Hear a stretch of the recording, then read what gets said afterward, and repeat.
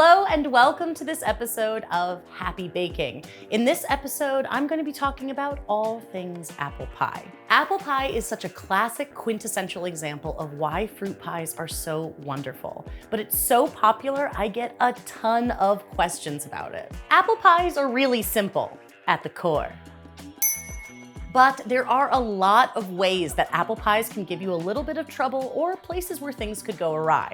In this episode, I'm gonna walk you through some of the most common problems people have with apple pies and how to troubleshoot and fix them. I'm gonna share tons of tips and tricks that you can apply to your favorite apple pie recipe. But of course, I'm also going to be sharing my favorite apple pie recipes, 2 of them. I'm gonna make 2 different pies that use the same filling and the same crust, but are slightly different just based on what I get asked about every year when people are looking for apple pie recipes. I'll be making a classic double crust apple pie where the filling has both a bottom and a flaky, crispy top crust. And I'll be making a single crust apple pie with a crumb topping, sometimes known as a Dutch apple pie. It's going to be a flaky, delicious, apple-y episode, and I can't wait. So let's get baking. Hee.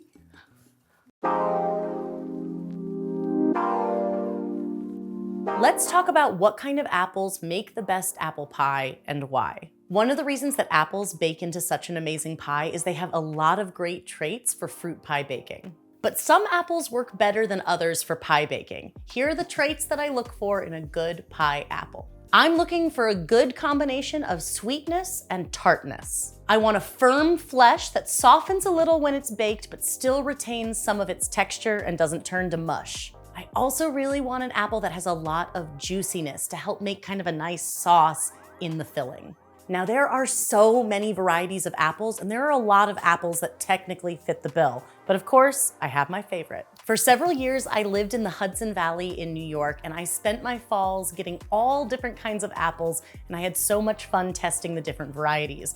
I used to regularly visit an apple orchard that grew over 70 different types of apples, including a lot of rare and heirloom varieties. Some of these antique varieties of apples were actually so spectacular for baking. Things like Baldwin or Golden Russet, but these are really unusual apples that you're not likely to find in most grocery stores. So let's talk about some of the ones you can find easily in the store. Here's one you're commonly going to find in the grocery store. This is the classic Granny Smith. It has a green skin, a really crisp interior, and it's very, very tart. While I like these apples fine, I think they're sort of overall lacking in flavor balance. I usually use them in conjunction with another apple, something a little bit sweeter, maybe like Gala or Fuji. Cortland apples have a nice juiciness and a better balance of sweet and tart for me, but they still really aren't just right. I think it's sort of lacking in texture. They break down a little bit more when you bake them. These are Honeycrisp apples. This is a longtime favorite of mine. In fact, this is what I called for in one of my cookbooks because they really have that really nice balance of sweet and tart. I think that they're just one of the more balanced apples that exist. They retain their texture and stay nice and crisp, thus the name Honeycrisp. But my all-time favorite baking apple is one I've only found in the last few years, and it's actually a hybrid of that old favorite Honeycrisp with another delicious variety of apple called Enterprise. This apple is called the Cosmic Crisp, and for me, it has the absolute ideal level of sweetness and acidity. A little bit tart, but plenty sweet. It also has a gorgeous, firm flesh that will retain some of its crispness after baking. And best of all, it resists oxidizing, which means it doesn't turn brown even after you peel and slice your apples. To top it off, Cosmic Crisp are one of those immensely large, extremely juicy apples. It produces that just right level of liquid that kind of makes that delicious caramelly sauce enveloping our apples. It's absolutely my favorite because I want an apple pie that has crisp apple texture, but still that delicious caramel flavor all around each piece. Head to the link in the video description if you want to search for a place to find Cosmic Crisp apples in a store near you. First things first, let's talk about the crust, because you know I'm all about the crust, baby. For apple pies, I have 2 crusts I typically turn to, either my extra flaky pie dough, my all-time favorite, or my pâte brisée recipe. The extra flaky pie dough is slightly more involved, but it produces an impeccably light and flaky crust that is really my go-to, especially when I'm trying to impress. The pâte brisée, on the other hand, is a little bit more user-friendly because it's made in the food processor. If you struggle with making pie dough, this is a great pastry dough to start with. It's really, really easy. Best of all, it's reliably flaky and fairly foolproof. For the double crust pie, you'll need to make a double batch of whichever pie dough recipe you choose. After mixing the dough, divide it into 2 even portions and form each into a disc about 1 inch or 2.5 centimeters thick. Wrap it tightly in plastic wrap and chill it well before you're ready to assemble your pie. For the single crust pie, you're just gonna need a single batch of dough, but it will need to be par baked. If you need to brush up on par baking, don't miss the episode here on Happy Baking where I show you exactly how to do it step by step. After par baking, be sure to let the crust cool completely before you assemble the pie. All right, this is the stuff of hot apple pie debates. Apple pie eaters and blue ribbon bakers and professional pastry chefs everywhere all have a different take. Once you pick the perfect apple, how exactly do you make them into a filling for your pie? Here's what you need to know. To peel or not to peel?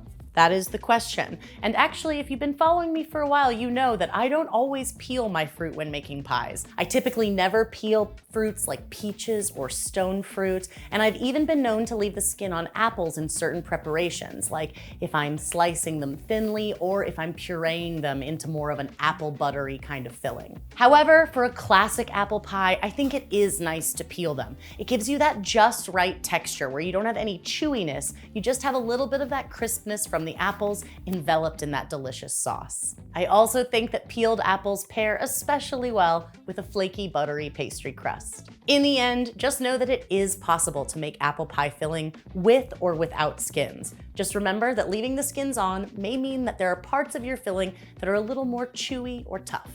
Does the way you cut your apples change the end result?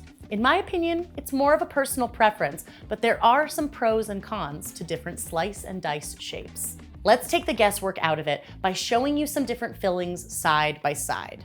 Slicing the apples gives you a wider surface area, and it can make for a very pretty layered look in a final pie. Dicing apples produces a more uniform filling where the pieces are more bite-sized, and you can also pack them in tighter, which means less of a risk of a gap between the filling and the top crust after baking and cooling.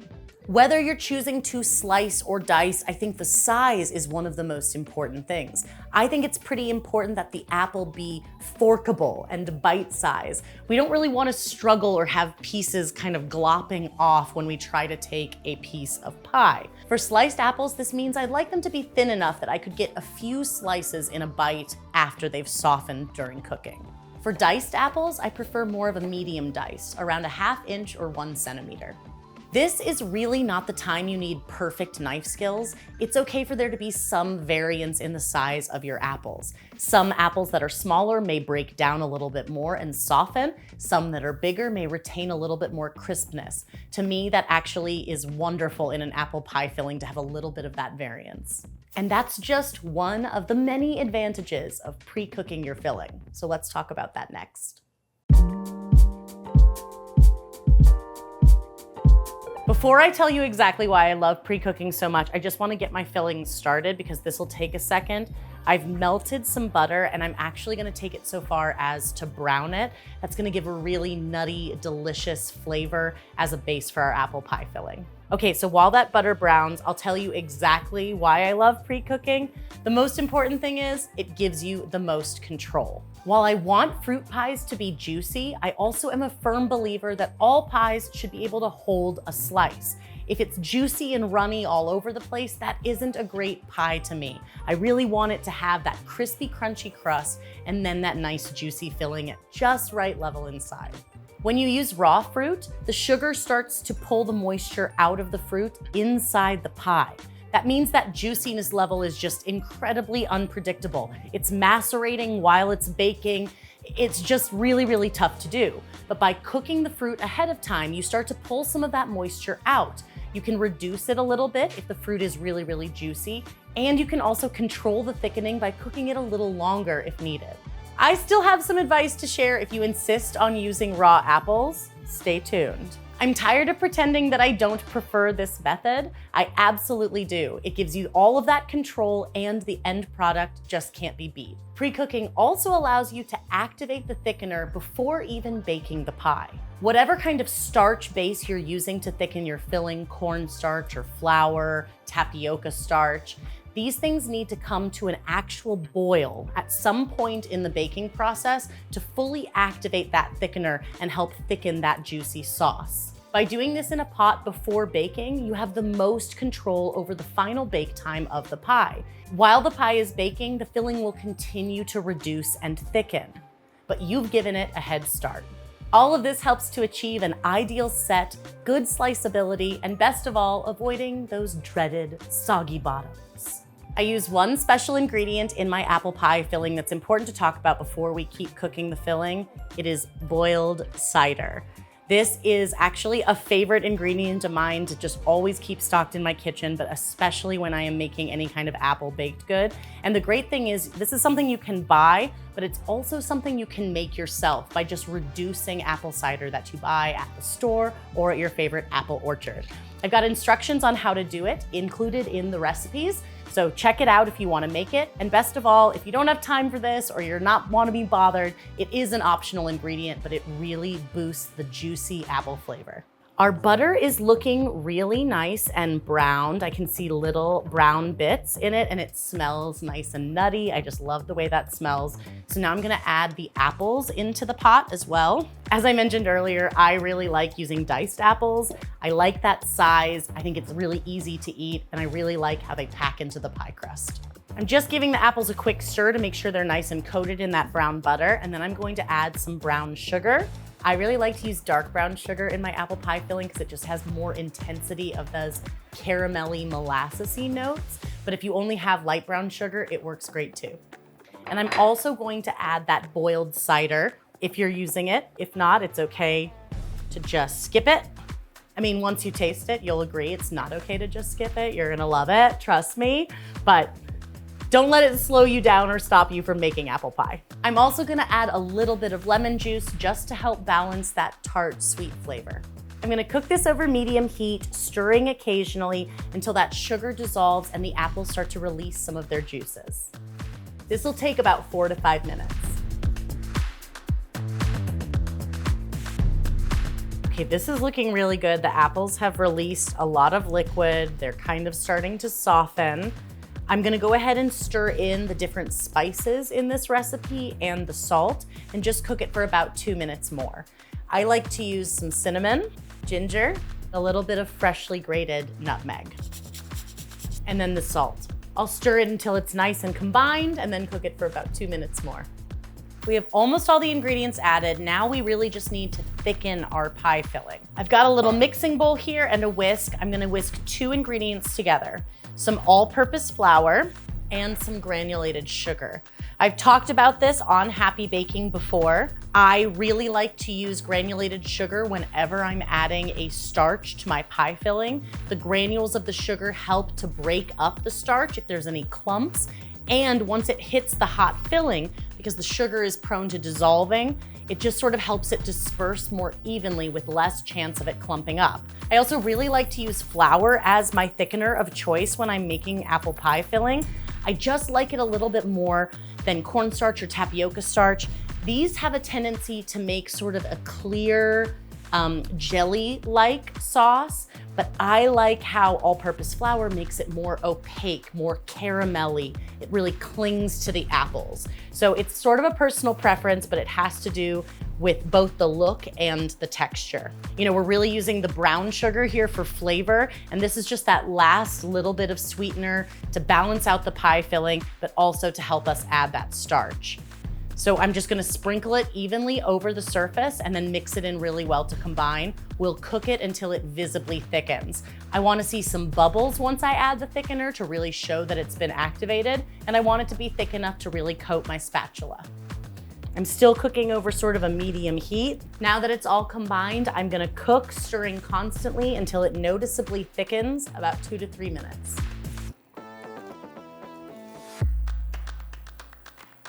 Okay, it's looking really nice. It's nice and thick, it's glossy, caramelly. We've activated the thickener. Just gonna add one more ingredient, a little bit of vanilla bean paste or vanilla extract.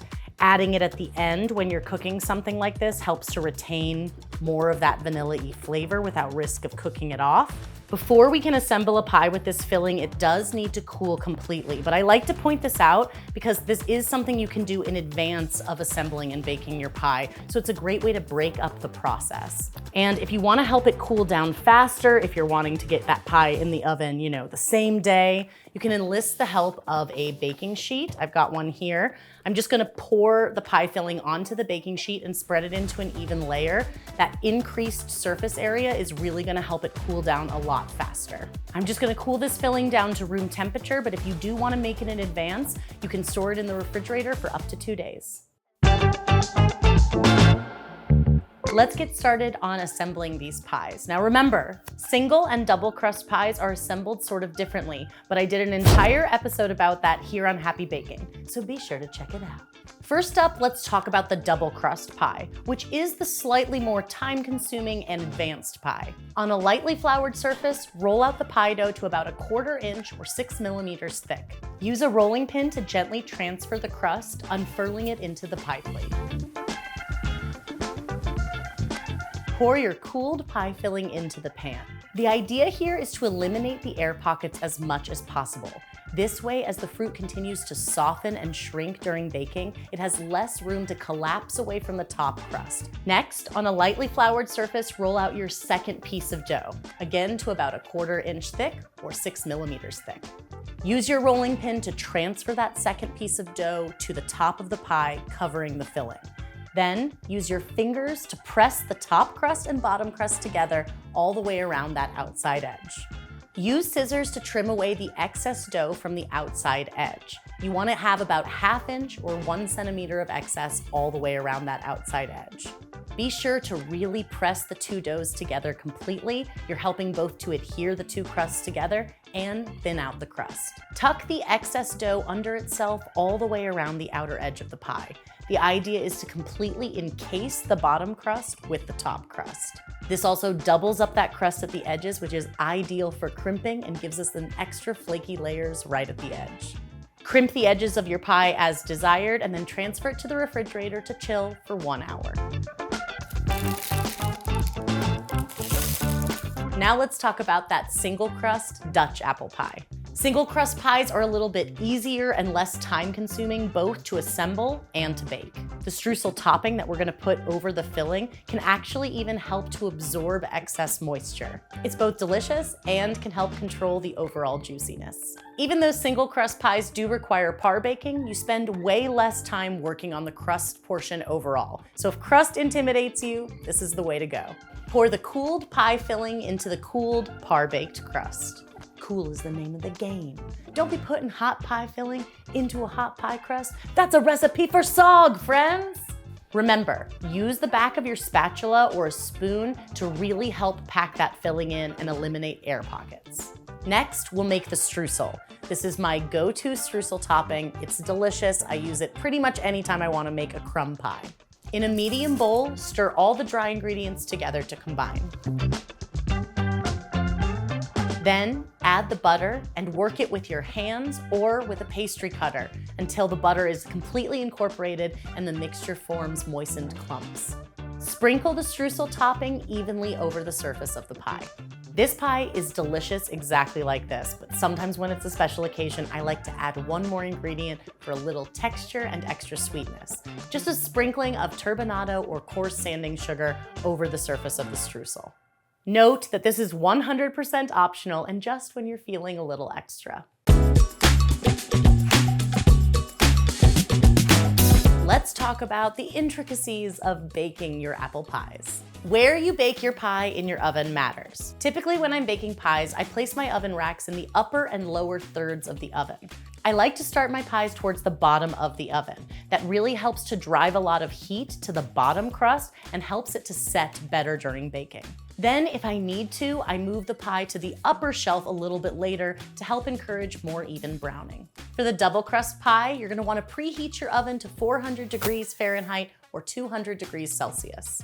Double crust pies rely on a longer bake time to both sufficiently bake the top and bottom crust and get that filling to that sliceable consistency inside. Without the help of par baking, it's really important to have sufficient bake time or you may end up with some raw crust inside your pie, either towards the bottom, soggy bottom probs, or even towards the top where it started to absorb some of the liquid from the filling. For years, I always baked my pies at one temperature the entire time, but I found as I started writing pie recipes that this was harder for people at home because the pie would brown a lot on the outside and they would think it was done, but it wasn't. So for these pies, we're gonna start at a higher temperature. After the crust has started to brown lightly and is set, I'll lower the temperature for the remainder of baking. This takes a little bit longer overall, but it produces a really lovely, perfect level of doneness.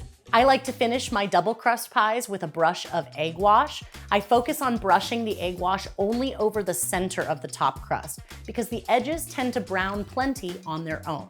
Then I like to sprinkle some turbinado or coarse sanding sugar over the top crust. Finally, I'll cut a vent into the top crust, either a line, a few lines, or even a little X to help steam release during baking. Place the pie on a parchment-lined baking sheet to help catch any drips during baking.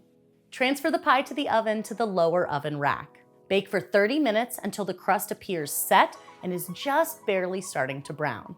Reduce the temperature to 350 degrees Fahrenheit or 175 degrees Celsius for the remainder of baking.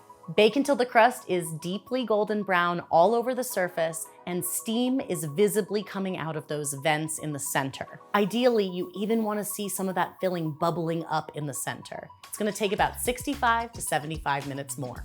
Remember, if any additional help browning is needed, you can move that pie to the upper rack for the remainder of bake time. And if your pie is browning a little bit too quickly for your liking, you can try tenting it with foil. You can do this by covering the entire surface of the pie or just parts that are browning faster than others. Now let's talk about that single crust pie, which is a lot easier to bake. Preheat the oven to 375 degrees Fahrenheit, 190 degrees Celsius, with the oven racks in the upper and lower thirds of the oven. Transfer the pie to the lower rack of the oven to start baking. Bake for 45 to 50 minutes until the filling bubbles vigorously and the outer crust is evenly golden brown. Remember, if additional browning is needed, you can always pop it up to that top oven rack. And again, if the pie is browning too quickly, you can try tenting either the surface or those outer edges in foil for the remainder of bake time.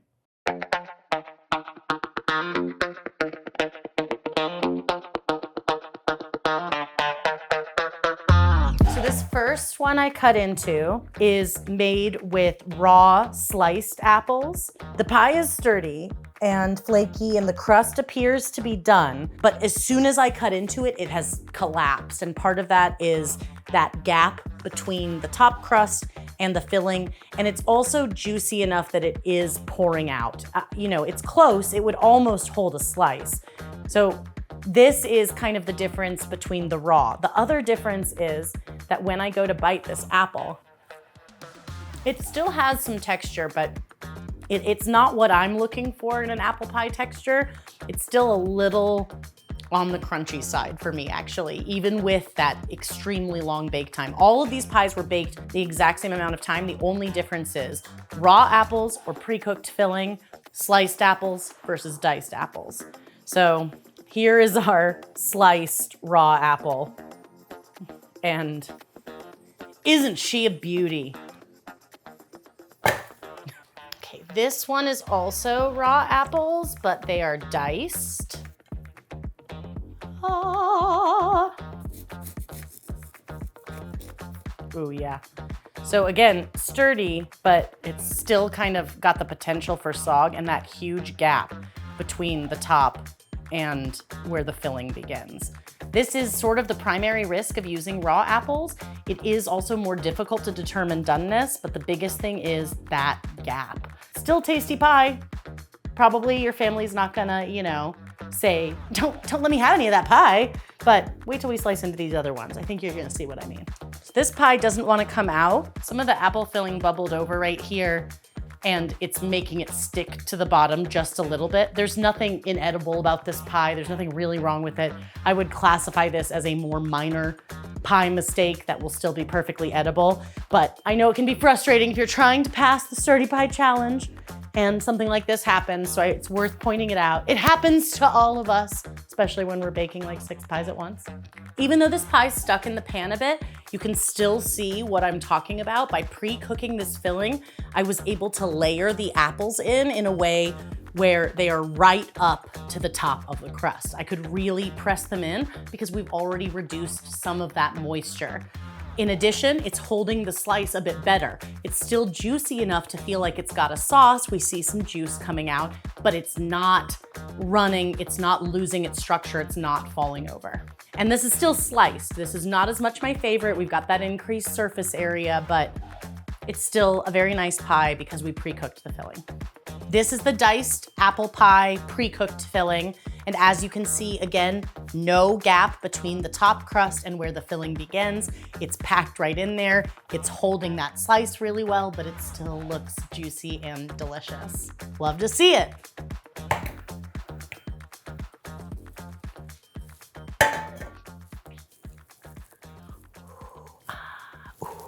Yes. It's what we want. It's what we deserve. Oh.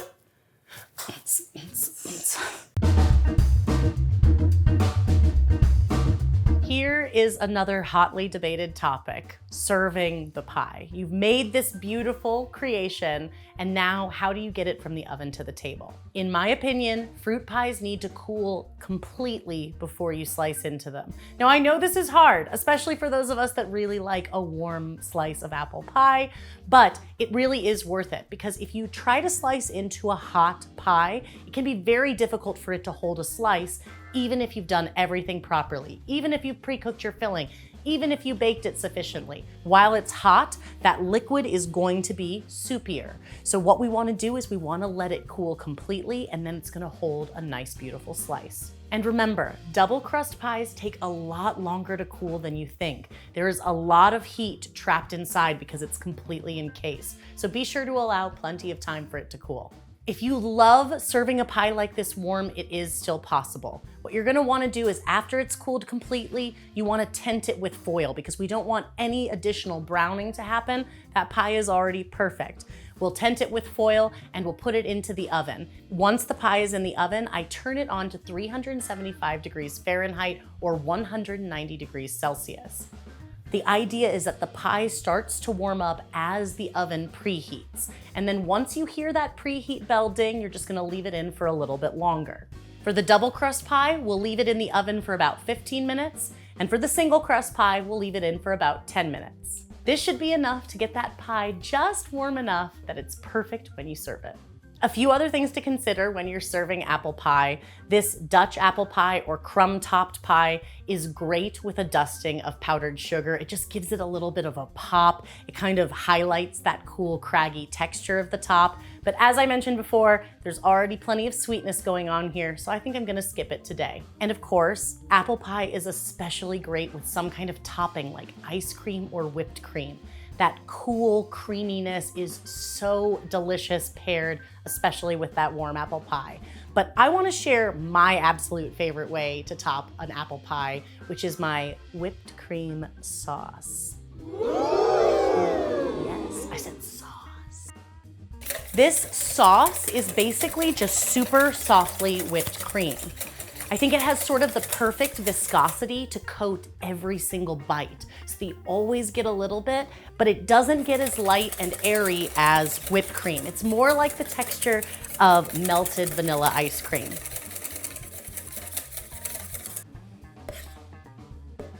See, it's just thick enough to coat the spoon. You see what I mean about that melted ice cream thing?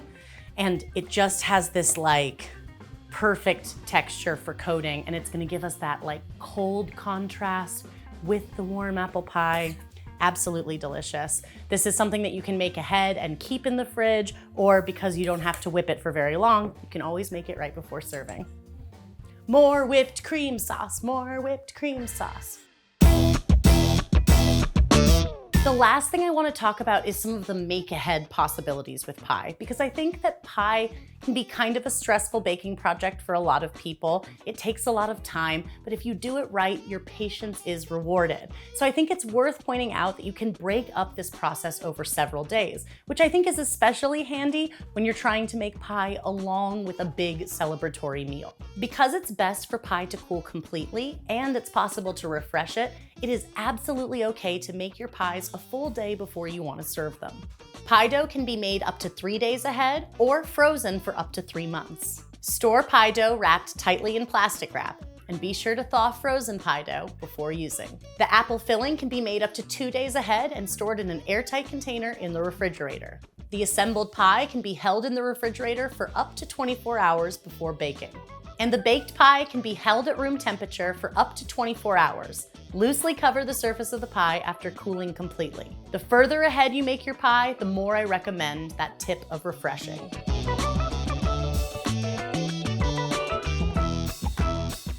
Okay, let's take a bite of the double crust. It's like just the right amount of spice. It smells like fall, it tastes like fall. The apples are so juicy. And then we've got that like flaky crust just encasing it.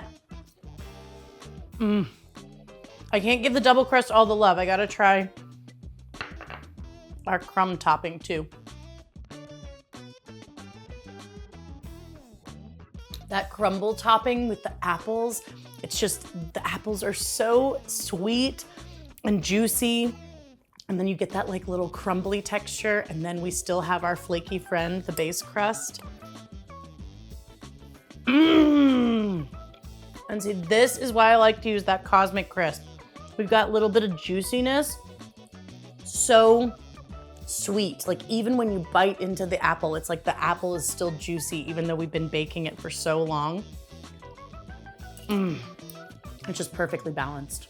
It's the perfect apple pie.